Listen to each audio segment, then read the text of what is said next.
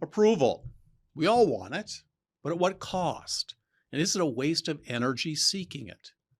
Seeking approval from others is like paying a tax on your potential. Most people pay it without even noticing. Hesitating, over-explaining, shrinking, because on some deep psychological level, they crave it. Today, we're going to remove that tax. I'll show you how, and how confidence is built, not by hype or pretending not to care, but by creating unmistakable evidence that you are who you say you are, that you're worthy, just as you are. And the seeking of approval from anyone is not only a waste of time, it drains energy that you could use for what actually matters.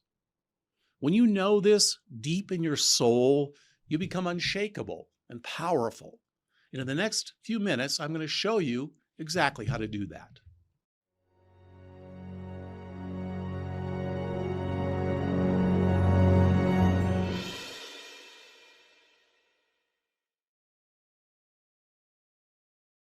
Most of us were taught to chase confidence like a feeling. When I feel ready, I'll speak up. When I feel bolder, I'll launch my project. But your nervous system doesn't hand out confidence for free. It rewards proof of action. And you already know this on a deep level. The reason you care so much about what others think is simple. You're trying to outsource your proof to their approval. Then when others approve, you feel better about yourself. And you think, that's what makes me worthy. Well, that's backwards.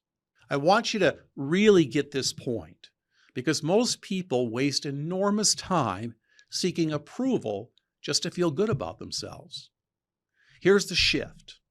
Approval is external and it's unstable. Look at the social media circus.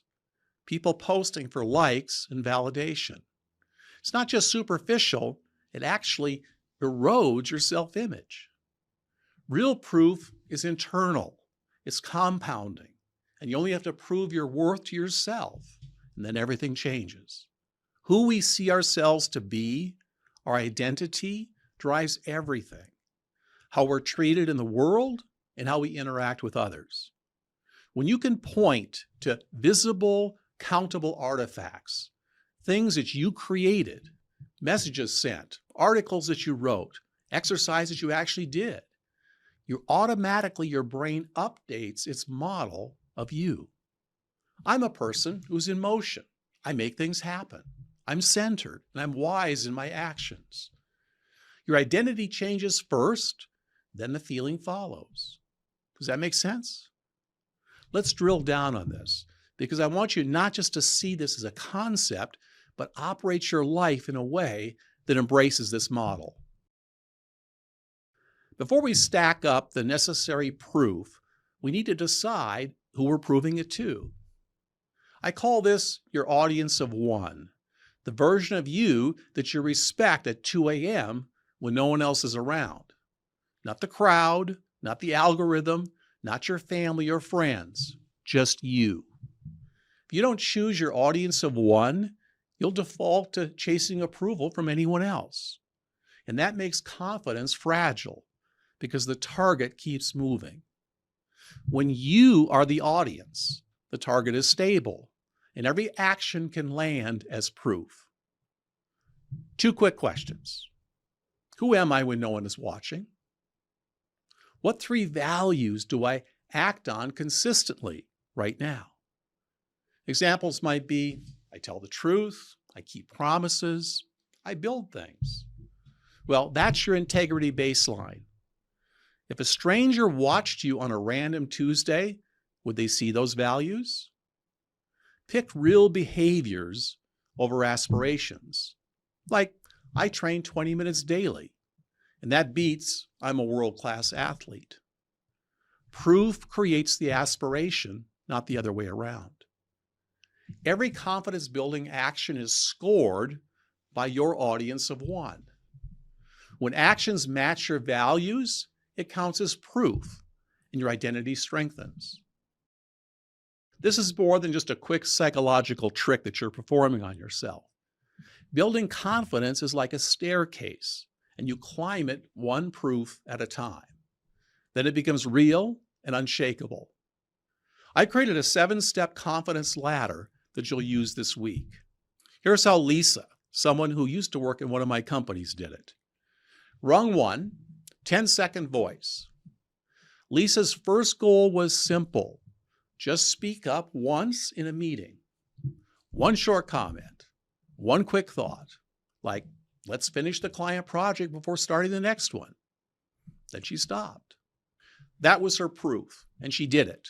In the meeting note that showed her comment later, she said, I was heard. They actually nodded. That took 10 seconds, and that's a win. And next, she continues with the next rung, which is a 30-second question. Lisa had to speak under a little tension, and she asked, can you help me see what the risk is with this plan? Her boss paused and then said, well, that's a good point. That moment rewired her belief that visibility and being heard equals danger, that her voice was actually valued. Again, 30 seconds, and it was another win. Then the next rung up, let's say 60 seconds. Now she moved it from a step from talking to actually doing. She opened the file and she typed one line, project proposal, how to move the client forward.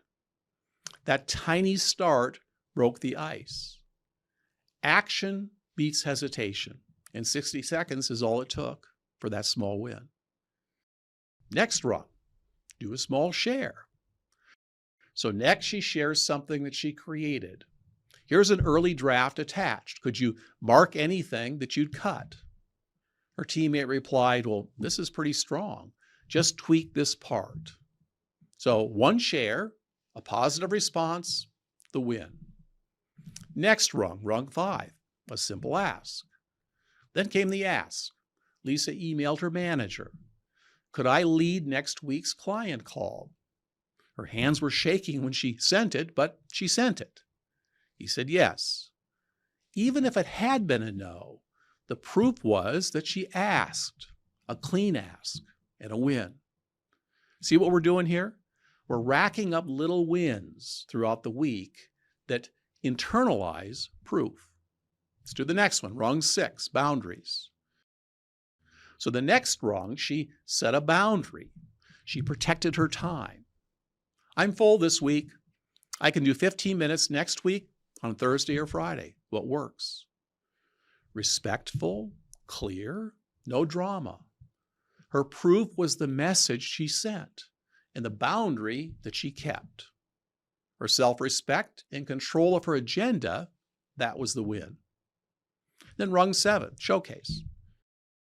Finally, she planted her flag. She creates an article, she publishes it, and shares it online. Now, it wasn't perfect, but it was hers. And the next day, she got some compliments, and a new opportunity showed up. And that's what happens when you stop hiding. You take ownership and move yourself to a new level. The tiny wins add up in a new sense of self that then reinforces the identity that you're becoming. Each day, pick your move. Just has to be one rung. Higher up the ladder of proof by yourself of your worthiness. Each day, pick your move. Just has to be one rung. Higher up the ladder of proof to yourself of your worthiness. If you miss one, drop back one rung and finish the smaller version before day's end. Confidence isn't the absence of fear, it's the presence of evidence.